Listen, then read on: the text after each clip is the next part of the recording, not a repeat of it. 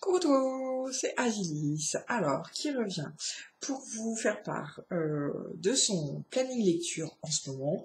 Donc voilà, je profite du billet de C'est lundi que lisez-vous pour vous partager un peu mes lectures précédentes, ma lecture en cours et mes lectures à venir.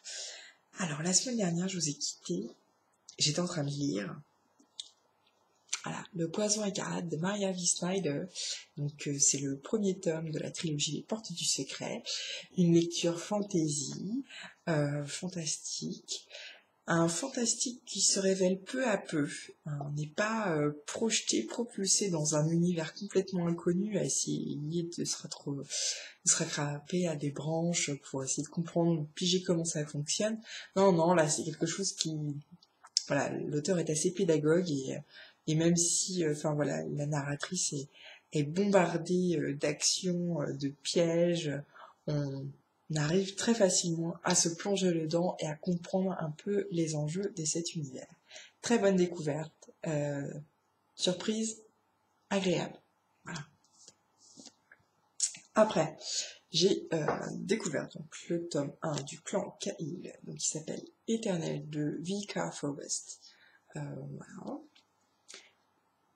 Comment vous dire Non, je vous ai déjà expliqué ça dans la vidéo qui concerne ce livre. Voilà, un avis résolument en demi-teinte.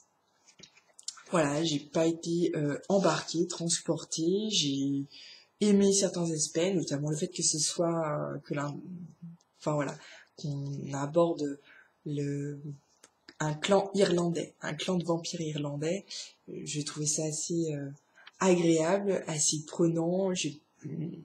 Voilà, c'était assez inédit pour moi dans mes lectures et donc du coup, ouais, c'était une perspective assez intéressante. Après, il y a pas mal d'aspects que je trouve que ça a été un peu, je dirais pas bâclé parce que je trouve que c'est vite dit quand même, mais j'aurais aimé que ce soit plus fouillé, plus creusé, plus argumenté, où il y a des choses qui n'ont pas de fin, qui n'ont pas de chute, et pourtant on y passe un certain temps avec l'héroïne, et donc je m'attendais à ce que voilà, on ait un pendant, mais non. Donc voilà, c'est peut-être les affres d'un premier tome, il y a une suite à tout ça. La couverture est purement mensongère, il ne s'agit absolument pas d'une série érotique, à ma grande déception. Mais c'était pas nul non plus, complètement. Voilà. Et donc ça j'ai fini hier, et aujourd'hui j'ai lu... Enfin, je suis encore dedans, je suis dans le dernier tiers, mais voilà. Humaine de Rebecca Metzel, donc chez Albin Michel Ruiz. J'aime beaucoup. En tout cas, pour l'instant. Donc nous voici propulsés avec Léna Baudonte, qui était, je précise bien pourquoi je parle au passé, une vampirette. Donc oui, pour moi, j'appelle vampirette toutes les vampires féminines qui le sont avant leurs 18 ans. Hein, voilà. Et donc oui, vampirette, Léna Baudonte, et donc qui a été transformée à ses 16 ans à peu près, dans les années 1500 quelque chose.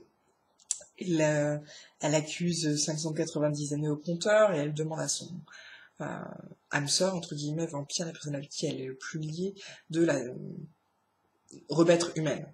Voilà, elle en a marre du vampirisme, ça lui bouffe le ciboulot, elle est en train de virer complètement cinglée.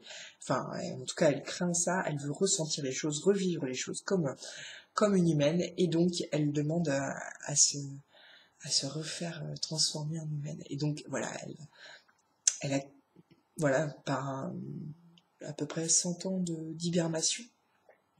Elle est Rod, son amie, son âme sœur, machin, la remet à la vie sous forme humaine. Et donc, cette pépette qui est née fin du Moyen-Âge, quoi, avec 500 années de compteur, se retrouve adolescente dans un dans un bahut, dans une fac américaine, quoi. Donc elle se retrouve propulsée dans un nouveau monde qui fonctionne complètement différemment. Elle se retrouve avec des nouvelles sensations, des nouvelles émotions. Elle... Donc c'est une véritable analyse de l'âme humaine, parce que du coup Léna découvre tout ça pour la première fois, et elle passe tout ça au crible. Et je vous en dis pas plus. Mais voilà, c'est assez addictif. J'ai commencé ce matin.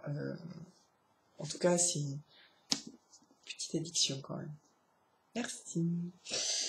Et voilà. Après, je lirai un autre pavé. Alors, le pavé de Béatrice Bottet, qui a dû sortir le tome 2 et la fin, je crois, il y a peu de temps. Et il s'agit de Rosémie, la belle qui porte malheur. Alors, je sais pas vraiment de quoi ça parle. C'est dans le Paris populaire de 1850. Je suis désolée, hein, je suis un peu lente, mais là je le découvre avec vous. Je fonctionne uniquement sur les recommandations sur ce livre. Je sais pas. Voilà, dans le San Francisco, mai 1851, dans le salon bruyant et enfumé bourré de chercheurs d'or, l'homme aux cheveux gris haussa la voix. J'ai quelque chose d'important à te demander. Le jeune marin ouvrit bien grand ses oreilles. Es-tu capable de retrouver quelque chose à Paris? Demanda Garanchi, fébrile, en lui mettant une main sur le bras. Et quelqu'un? Ce que vous voulez, dit Martial Belleroche, voilà, avec assurance. Et qui vous voulez? Alors je compte sur toi, mais surtout, il faudra te méfier, fit Garanchi, d'une voix grave et lugubre, sans s'expliquer davantage. Il leva alors son verre, et les deux hommes trinquèrent. Paris, avril 1852, Fifi Bout de Ficelle sourit au public et s'inclina. Tous les spectateurs sentirent leur cœur fondre, tous sauf un. Le piano et le violon jouèrent un prélude d'une grande intensité dramatique. Fifi salua gracieusement en tenant sa robe à deux mains. Quelques applaudissements éclatèrent encore, vite rembarrés par des chutes impatients. Et Fifi chanta la complainte de la fille qui portait malheur. Donc voilà, un voyage dans le temps encore.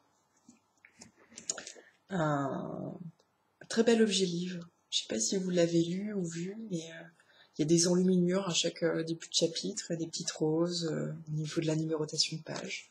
Ça donne des chapitres comme ça. Hop là. Ouais. Voilà. Donc après, je pars avec Rosémie. Voilà pour moi. Et puis, je vous dis à très bientôt. Je pense que le week-end prochain, je referai un C'est lundi que lisez-vous. Et puis après, je risquerai de m'absenter. Parce que je vais tenter une semaine complète sur mes vacances sans matériel informatique. Voilà. Donc j'aurai plein de choses à vous raconter en revenant. Mais voilà, probablement une petite coupure. À très bientôt!